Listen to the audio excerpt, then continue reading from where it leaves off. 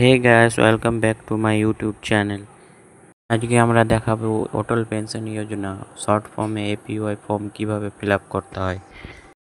সর্বপ্রথম এখানে দিতে হবে the branch manager of bank of India bank, short ফর্মে বিওআই দিয়ে দিতে পারেন, বা ফুল ফর্মে ব্যাঙ্ক অফ ইন্ডিয়া ব্যাঙ্ক এখানে হলো। তারপরে এখানে দিবেন গাজল ব্রাঞ্চ, আমাদের যেহেতু গাজল ব্রাঞ্চ সেজন্য গাজল, যে কোনো ব্রাঞ্চ দিলে ওখানে লিখতে হবে কি ব্রাঞ্চে হবে। তারপর এখানে আছে আপনাদের bank account number, bank details ভরতে হবে, আপনাদের 15 সংখ্যার ব্যাঙ্ক অ্যাকাউন্ট নাম্বারটা এখানে লিখতে হবে।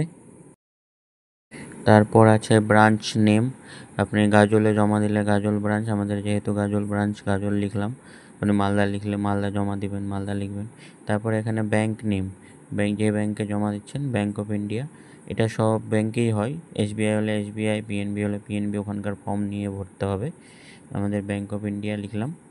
Personal details, name of applicant in full name লিখতে হবে, শ্রীমতী কুমারী টিক মেরে দিতে হবে।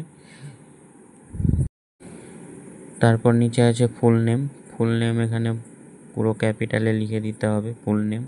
তারপর নিচে ডেট অফ বার্থ, আপনার যে ডেট অফ বার্থ আছে সেটা লিখতে হবে, মান্থ, ডেট অ্যান্ড ইয়ার। তারপরে আছে এখানে লেখা এজ, আপনার বয়স কত সেটা লিখতে হবে, যে কোনো একটা লিখলেই হবে, ডেট অফ বার্থ বা বয়স লিখলেই হবে।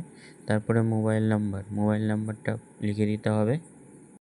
তারপর আছে ইমেল আইডি লিখলেও হবে, না লিখলেও হবে, অসুবিধা নেই, লিখে দিবেন যদি থাকে। তারপরে আপনার আধার কার্ড নাম্বার, এই ঘরটাতে আপনার আধার কার্ড নাম্বারটা পুরো লিখতে হবে।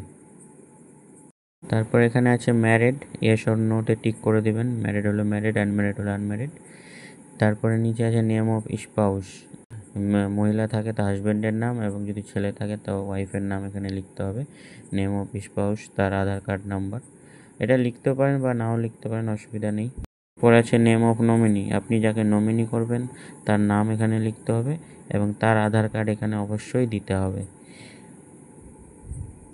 পরে আছে nominee relationship with the subscriber, মানে যার আপনি এপিওয়াই করছেন, যাকে নমিনি দিলেন তার কে হলো, রিলেশনশিপটা সেখানে লিখতে হবে, ছেলে হলে ছেলে, সান, মেয়ে হলে মেয়ে, ডটার লিখতে হবে এখানে। তারপর ডেট অফ বার্থ আছে, যদি নমিনি মাইনর থাকে তার ডেট অফ বার্থ এবং তার গার্জেনের নাম লিখতে হবে, মাইনর না থাকলে এগুলো লেখার দরকার নেই। আপনারা চেষ্টা করবেন 18 বছরের উপরে যেন নমিনি করা হয়, তাহলে এগুলো ডিটেলস কোনো ভরতে হবে না। তারপরে নিচে এগুলো ডিটেলস ম্যান্ডেটরি নয়, না ভরলেও হবে, অসুবিধা নেই। তারপর এখানে পেনশন অ্যামাউন্ট, আপনি কত টাকা নেবেন পেনশন সেই হিসাবে টিক করবেন, 1000 টাকা নিলে 1000-এ টিক করবেন, 2000 নিলে 2000-এ টিক করবেন, মান্থলি আপনি পেনশন যত টাকা নেবেন সেই হিসাবে টিক করবেন। এবং এখানে কন্ট্রিবিউশন অ্যামাউন্ট লেখা আছে, মান্থলি কোয়ার্টারলি যত টাকা করে কাটাবেন সেই হিসাবে এখানে অ্যামাউন্টটা লিখতে হবে, অ্যামাউন্টটা ব্যাংকে জেনে নেবেন, যে হিসাবে আপনি নেবেন সেই হিসাবে আপনার অ্যামাউন্টটা কাটবে। তো এখানে স্যাররা বলে দিবে, ব্যাংকে খোঁজ করলেই বলে দিবে ওরা কত টাকা করে অ্যামাউন্ট কাটবে, মান্থলি কাটবে কি কোয়ার্টারলি কাটাবেন সেই হিসাবে ওরা অ্যামাউন্ট বলে দিবে। তারপরে এখানে মান্থলি কাটাবেন কি কোয়ার্টারলি কাটাবেন বা হাফ ইয়ারলি কাটাবেন টাকাটা, সেই হিসাবে একটাতে টিক করে দেবেন, যে কোনো একটাতে টিক করবেন। তারপর নিচে আছে ডেট, যে ডেটে আপনি ফর্মটা জমা করবেন সেই ডেট লিখবেন, ডেট, মান্থ, ইয়ার লিখে দিবেন। তারপরে নিচে এখানে প্লেস, গাজলে জমা করলে গাজল, যে জায়গায় আপনি জমা করবেন। তারপর এখানে যার এপিওয়াই হবে তার সিগনেচার, সিগনেচারটা অবশ্যই ম্যাচ করে করবেন। তারপরে নিচেরটা ভরার দরকার নেই, এটা হলো অ্যাকনোলেজমেন্ট রিসিপ্ট, আপনি যদি নেন তাহলে এটা ব্যাংকে দিয়ে দিবেন, ব্যাংক ফিল আপ করে দিয়ে আপনাকে দিয়ে দিবে, প্রাণ নাম্বার ওরা ব্যাংক থেকে দিয়ে দিবে, লিখে সব কিছু ডিটেলস ভরে সিল সিগনেচার করে আপনাকে এই রিসিপ্টটা দিয়ে দিবে। আপনার যদি দরকার থাকে রিসিপ্টটা, তো এটা ব্যাংকে বলবেন, রিসিপ্ট দিয়ে দিবে, না তো দরকার নেই, আপনার ব্যাংকের বইয়ে তো আপডেট থাকবেই।